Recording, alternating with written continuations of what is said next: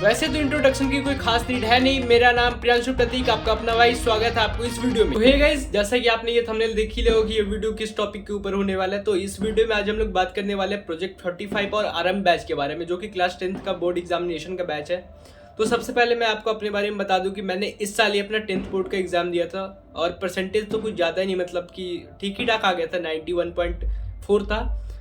तो मैंने जो अपना एक्सपीरियंस शेयर करना चाहता हूँ कि मेरा एक्सपीरियंस क्या था अपने बोर्ड एग्जाम के टाइम पे, या मैं कैसा फील कर पा रहा था।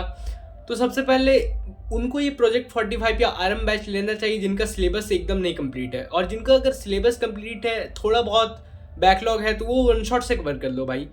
जिनका सिलेबस नहीं कंप्लीट है उनको तो श्योर शॉट इस बैच की तरफ जाना चाहिए, क्योंकि वहाँ पे क्या होगा, आपको सिलेबस रैपिडली ख़त्म कराया जाएगा। अगर आपका सिलेबस ही नहीं कंप्लीट है तो आप वहाँ पेपर में जाके क्या करोगे। तो उनको ये बैच जरूर से जरूर परचेस करना चाहिए। चाहे अगर आप कभी भी वन शॉट देखे हो पीडब्ल्यू के, जैसे कि ऋतिक सर हो गए, समृद्धि मैम हो गई, कुणाल देसाई सर हो गए, या फिर अभी एक नए टीचर आए हैं सोशल में, प्रशांत टाइप कुछ नाम है।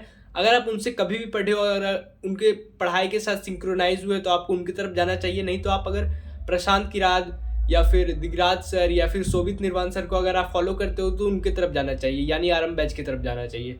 दोनों बैच में कंटेंट अलग तो थोड़ी कुछ दिया जाएगा, दोनों में कंटेंट तो सेम ही दिया जाएगा। वन शॉट मतलब कि सिलेबस तो रैपिडली ही खत्म किया जाएगा। 45 डेज में आप ये थोड़ी कर सकते हो कि 8 महीना में जो सिलेबस खत्म हो रहा है वो आप 45 डेज में खत्म कर दो। तो यहाँ पर सिलेबस आपका रैपिडली खत्म होगा।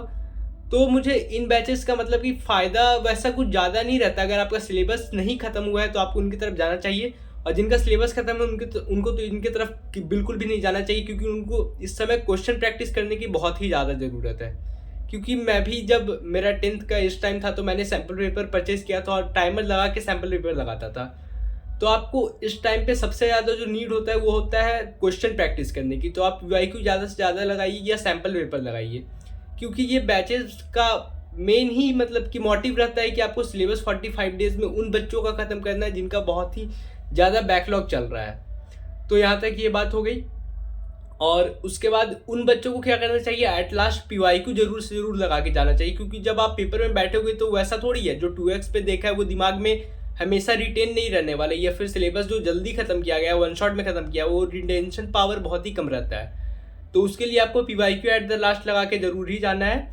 और जिनका सिलेबस कंप्लीट है या फिर थोड़ा बहुत बैकलॉग है तो उनको बैकलॉग को वन शॉट से कवर करना है। उसके बाद सैम्पल पेपर या पीवाईक्यू ज़्यादा से ज़्यादा लगाना है, क्योंकि इन बैचेस का मेन मोटिव रहता है, चाहे वो प्रोजेक्ट 45 हो या फिर आरएम बैच हो, कि सिलेबस जल्दी से जल्दी बच्चों का ख़त्म कर दिया जाए। तो बस यही है। आप अगर आपका सिलेबस कंप्लीट है तो जाओ सैम्पल पेपर, पीवाईक्यू, और अपने नोट्स को रिवाइज करो, अपने नोट्स को फुल प्रायोरिटी दो। और उसके बाद जिनका सिलेबस नहीं कंप्लीट है तो जाओ इन बैचेस के पास, अपना सिलेबस कंप्लीट करो, फिर पीवाईक्यू देखो।